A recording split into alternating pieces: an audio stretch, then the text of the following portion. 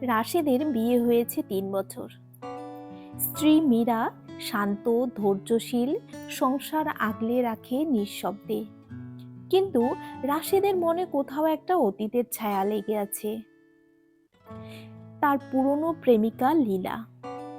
লীলার কথা মনে পড়লেই রাশেদের মনে হয় জীবনটা বুঝি তার সঙ্গে হলে অন্যরকম হতো। এই তুলনায় ধীরে ধীরে বিষ হয়ে ওঠে।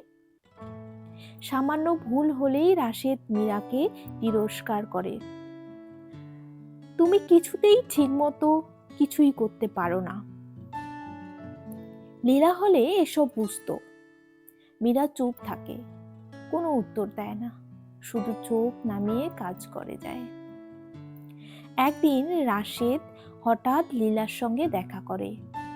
গল্পের ফাঁকে জানতে পারে লীলার জীবন সুখের নয়, সম্পর্ক ভেঙেছে, বিশ্বাসের চির ধরেছে। লীলা ক্লান্ত, হতাশ। যাওয়ার সময় লীলা শুধু বলে, যাকে পেয়েছো তাকে অবহেলা করো না, সবাই সবসময় পাশে থাকে না। সেদিন রাতে বাড়ি ফিরে রাশেদ দেখে জ্বরে কাঁপছে মীরা। তবু সে উঠে খাবার গরম করতে গেছে। রাশেদের বুকের ভিতর কিছু একটা ভেঙে পড়েছে। সে বুঝতে পারে যাকে সে তিরস্কার করেছে সেই মানুষটাই নিঃশব্দে তার পাশে ছিল।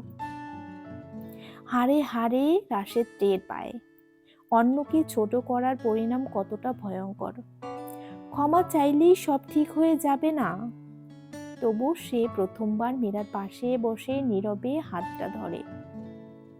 কিছু ভুল শুধরানো যায় না, আর কিছু ভুল শিক্ষা দিয়ে যায়।